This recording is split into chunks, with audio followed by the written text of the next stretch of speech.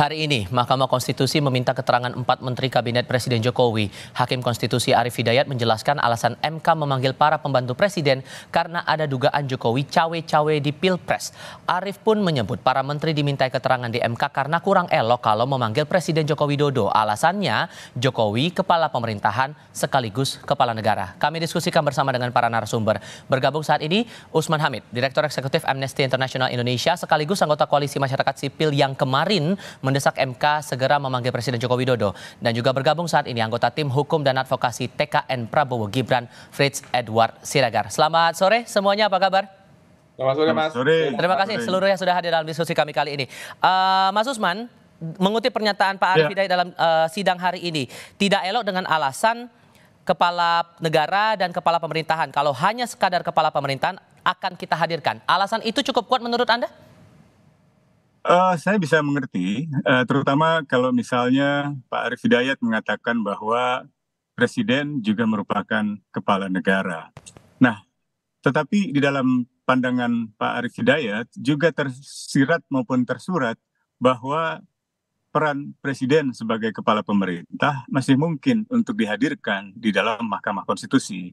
Nah, barangkali pada titik itulah Mahkamah Konstitusi bisa memanggil Presiden untuk dihadirkan dan dimintai keterangan terkait dengan kebijakan Presiden sebagai kepala pemerintah di dalam kaitan dengan materi yang diperiksa di dalam sidang PHPU Mahkamah Konstitusi. Dalam hal ini tentu kalau kita merujuk pada Undang-Undang Dasar Negara Republik Indonesia, misalnya pasal 17, di sana ditegaskan bahwa Presiden misalnya bekerja dibantu dengan para menteri juga bertanggung jawab kepada Presiden dan seterusnya. Jadi apa yang dijelaskan hari ini misalnya oleh keempat menteri tentu tidak tanpa sepengetahuan dari Presiden. Dan untuk mengetahui lebih jauh apa pertimbangan Presiden di dalam misalnya mengarahkan para menteri dalam konteks materi perkara, yaitu apa yang disebut Pak Arief Hidayat sebagai cawe-cawe Presiden di dalam proses penyelenggaraan pemilu, menjadi sangat lebih lengkap lagi seandainya Presiden dihadirkan, terutama sebagai kepala pemerintah. Tapi kalau kemudian dihadirkan hari ini dan Anda mencermati proses sidang yang berlangsung tadi, pernyataannya sudah cukup kuat tidak untuk memenuhi ataupun juga menggali keterangan yang didalilkan oleh para pemohon? Saya kira kalau dari pandangan Pak Arief Hidayat tadi sudah jelas bahwa para hakim setidaknya diwakili oleh Arief Hidayat meyakini memang ada cawe-cawe dari Presiden. Apalagi kalau kita lihat keterangan-keterangan ahli pada 2 hari lalu misalnya gitu. Itu juga sangat menjabarkan dengan jelas duduk permasalahan cawe-cawe Presiden di dalam mempengaruhi proses penyelenggaraan pemilu sehingga menguntungkan putra sulungnya yaitu Gibran Rakabuming Raka. Masalah ini juga yang kemarin kami sampaikan di dalam surat terkait dengan catatan resmi dari Komite HAM PBB, Perserikatan Bangsa-Bangsa, dalam sidang-sidang yang berlangsung di bulan Maret yang menyimpulkan keprihatinan mereka terhadap dugaan korupsi dan tindakan mempengaruhi proses penyelenggaraan pemilu yang tidak semestinya dilakukan oleh Presiden terkait dengan pencalonan putranya setelah putusan Mahkamah Konstitusi nomor 90 tahun 2023 dan diikuti dengan putusan KPU. Kalau Bung Frits melihat tadi bagaimana kemudian saat keterangan itu disampaikan oleh para menteri, ditambah lagi ada keterangan dari Pak Arief sebelumnya yang bilang Pilpres sekarang lebih hiruk pikuk, salah satunya ada dugaan cawe-cawe Jokowi.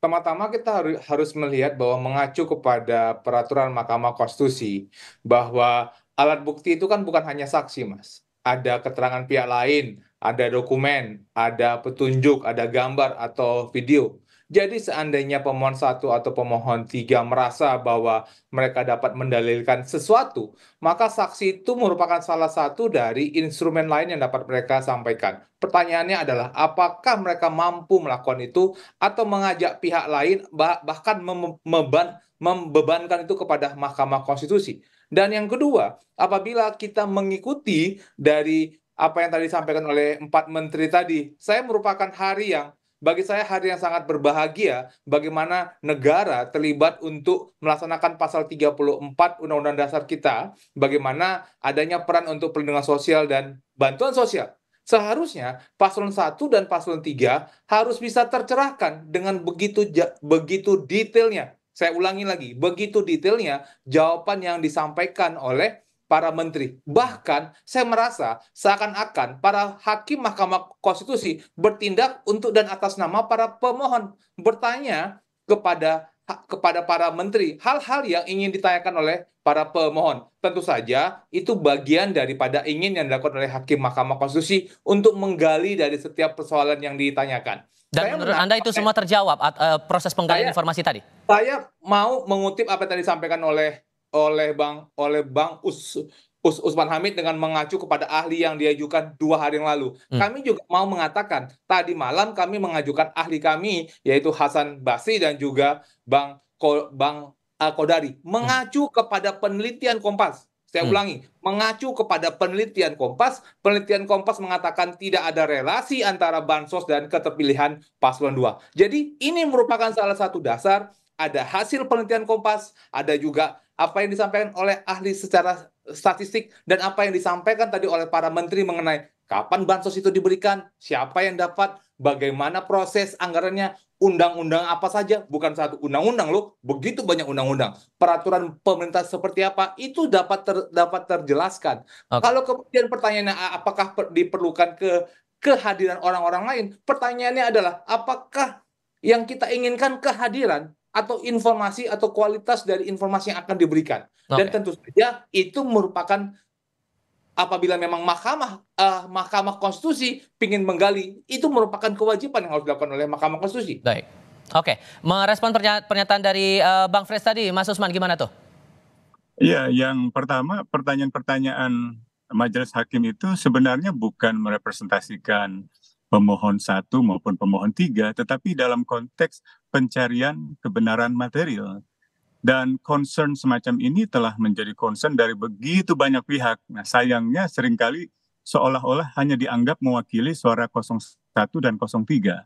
Misalnya ratusan guru besar dari berbagai kampus di seluruh universitas di Indonesia menyampaikan kritik terhadap penyelenggaraan pemilu, kritik terhadap pelanggaran etika oleh presiden, oleh pimpinan Mahkamah Konstitusi, selalu ditempatkan seolah-olah menjadi semacam pandangan dari 01 maupun 03. Saya kira pandangan ini terlalu naif gitu ya. Begitu pula kalau kita lihat catatan keprihatinan resmi dari Komite HAM PBB. Komite HAM PBB ini yang menyuarakan catatan keprihatinan atas cawe-cawe presiden bukanlah komite yang didirikan oleh misalnya para diplomat atau diisi oleh para diplomat yang seringkali memiliki selective bias gitu ya, tetapi oleh para ahli dan tidak memiliki kepentingan-kepentingan politis apapun gitu. Jadi saya kira itu penting untuk diingat oleh kubu 02 untuk tidak selalu menyamaratakan setiap kritik terhadap pemilu atau setiap pandangan kritis atau pertanyaan kritis termasuk dari Majelis Hakim Mahkamah Konstitusi untuk seolah-olah hanya mewakili pandangan misalnya dari 01 maupun 03 yang dinyatakan KPU sebagai pihak yang kalah. Sehingga menurut Anda tetap harus dipanggil presiden itu?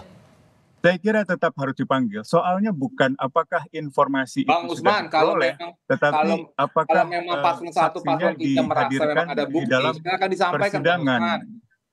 Boleh dengar saya dulu? Iya kan kalau memang ada bukti, jangan melibatkan orang lain, silakan mengajukan memang bukti yang ingin diajukan. Jangan kemudian semua pihak terlibat. Kita berbicara mengenai sengketa hasil pemungutan suara. Kita kan melihat kepada suara, tapi kemudian ini saya lagi dapat menjawab pertanyaan dari moderator.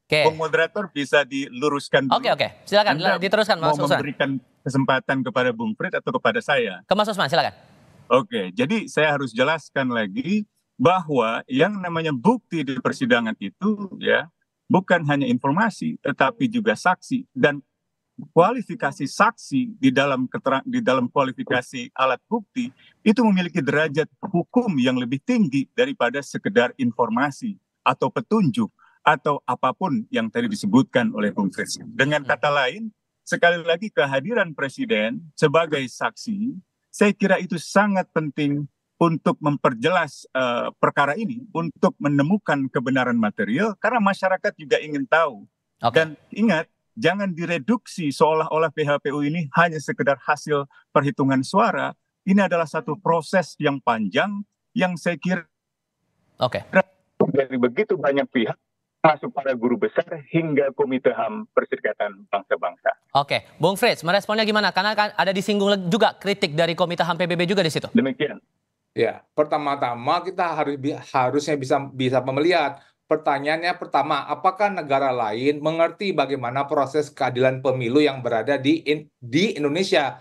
Jangan mengambil contoh negara-negara Afrika yang memiliki sistem hukum yang berbeda, yang tidak mengenal bagaimana ada peran Bawaslu, di mana ada peran DKPP. Salah satu yang harus kita lihat bahwa setiap negara berbeda dan Indonesia merupakan salah satu negara yang memiliki bagaimana siapa yang untuk mengatur pelanggaran administrasi, mana sengketa, di mana proses penanganan pidana. Teman-teman lupa bahwa proses itu merupakan hasil dari rapat-rapat dan sejarah ketatanegaraan yang kita miliki. Dan tiba-tiba pendapat dari negara lain dibawa dan langsung dibenturkan kepada adalah sesuatu yang terjadi kepada kita tanpa melihat bagaimana konteks kita, itu salah untuk berpikirnya. Harus bisa mengerti bahwa di dalam bagaimana proses pemilu itu kita sudah ada cara-caranya gitu loh. Dan bagaimana prosesnya. Dan untuk terlibat misalnya ada yang mengatakan bahwa kita punya pemilu kita tidak sesuai, kemudian adanya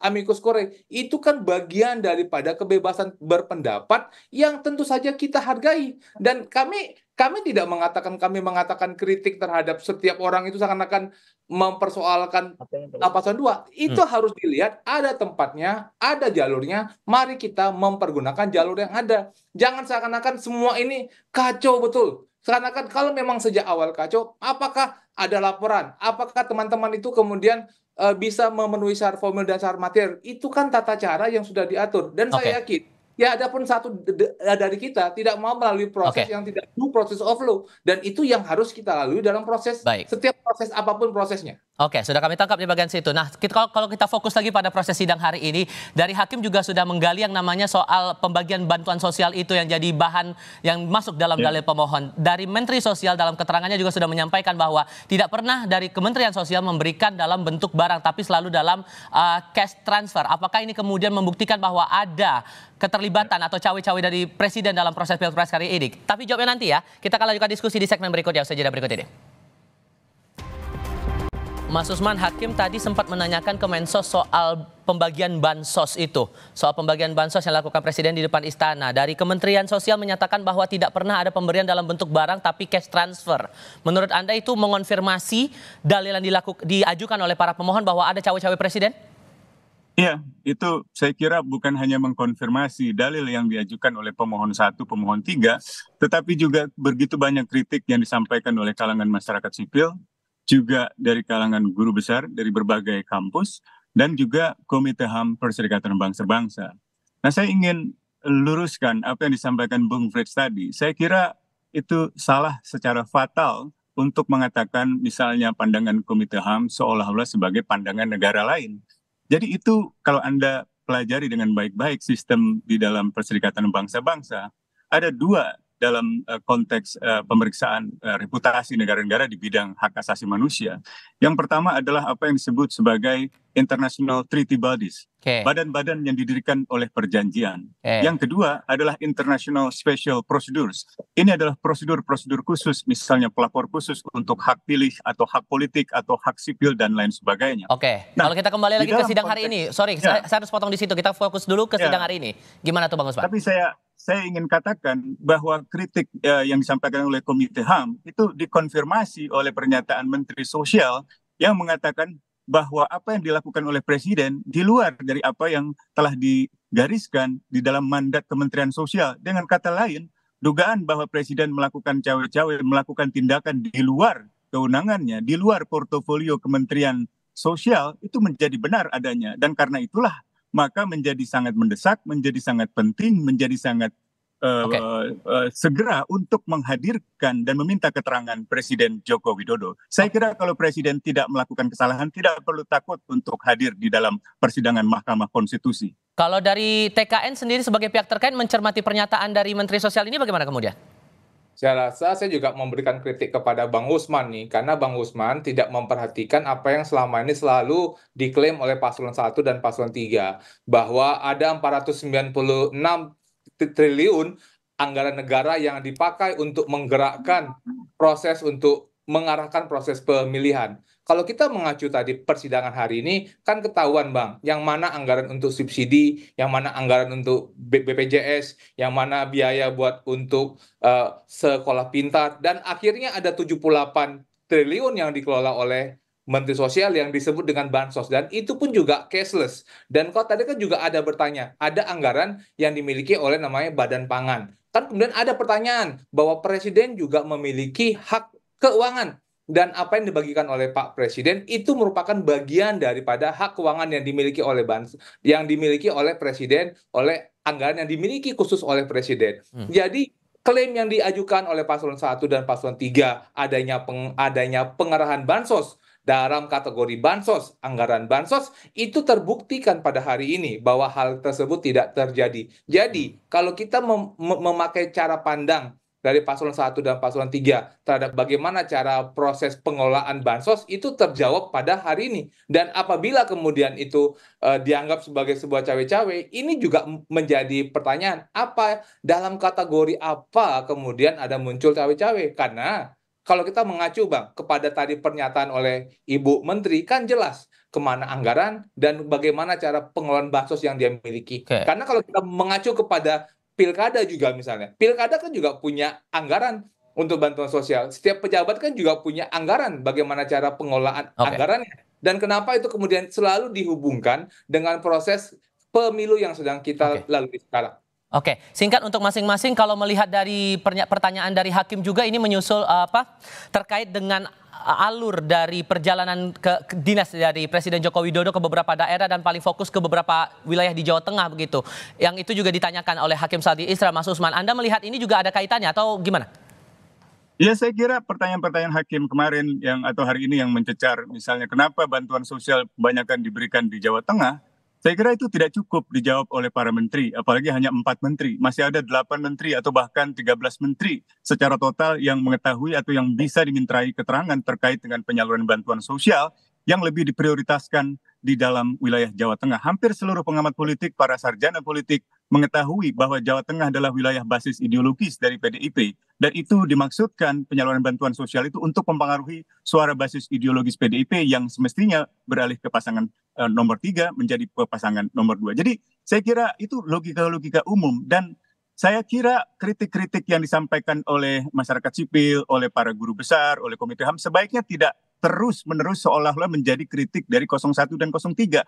Kalau Anda punya kritik terhadap 01, terhadap 03, sampaikan kepada mereka. Baik. Jangan seolah-olah kritiknya masyarakat sipil, kritik Komite HAM PBB, seolah-olah dianggap mewakili mewakili kritik dari nomor 1 dan 03. Saya kira itu tidak nyambung namanya. Jadi, kalau menurut TKN, saya harus potong di situ, saya harus kasih giliran ke Bung Frits. Melihat pertanyaan dari Bung Saldi tadi, atau Hakim Saldi tadi, masalah alur dari perjalanan dinas dari Presiden Joko Widodo, kalau dikorelasikan dengan permohonan dari pemohon ini, relate nggak menurut Anda, Bang Frits?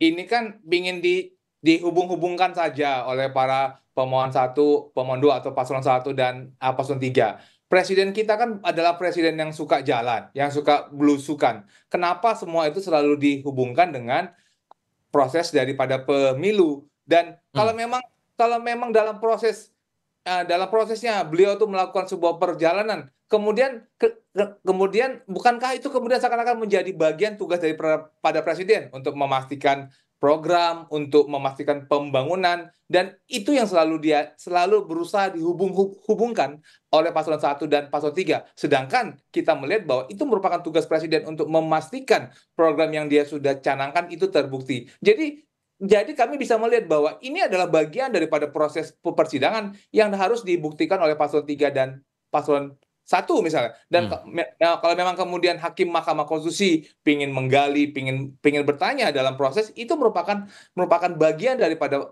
hakim untuk bisa menemukan keadilan, merupakan jawaban yang diinginkan oleh para hakim. Menindaklanjuti dari dihadirkan.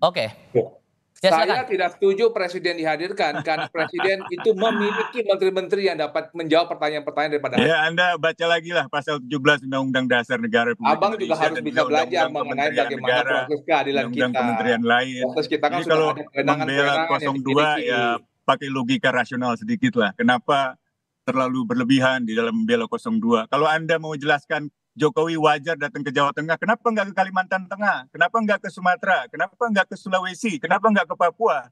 Ya, pertanyaan-pertanyaan semacam itu yang harusnya juga Anda pikirkan. Anda pikir secara kritis gitu loh, bukan Abang, sekedar membela kepentingan dari klien Bang Usman Anda ini sendiri. Begitu. harusnya Bang Usman ini menjadi kuasa hukum untuk bisa menyampaikan itu di dalam persidangan, tidak dalam menyampaikan dalam ruang-ruang Nah ini diskusi. Anda Dalam masalahnya diskusi seolah-olah kritik televisi saya seperti mewakili ini. kepentingan 02. Ini tuh 02, makanya silakan 03, ditanyakan dalam 01 itu semuanya di sudah ada dalam kuasa ruangan hukumnya. sidang. Ini kan Oke. silakan tanyakan dalam ruang Nggak sidang. ada, ini Anda tadi bilang ini adalah kebebasan berekspresi. Jadi itulah yang saya sampaikan, baik itu di ruang media maupun dalam surat yang saya sampaikan bersama para tokoh yang lain kepada Mahkamah Oke. Konstitusi kemarin. Jadi Anda nggak perlu memaksakan saya untuk menjadi kuasa hukum 1 dan kuasa hukum 03. Oke. Pembuktiannya nanti akan dilanjutkan lagi ya di tanggal 16 April saat sidang akan kembali dilanjutkan setelah jeda panjang untuk cuti Idul Fitri 1445 Hijriah. Mas Usman, terima kasih. Bang Frits juga terima kasih sudah hadir dalam diskusi kami kali ini. Selamat sore semuanya. Sorry.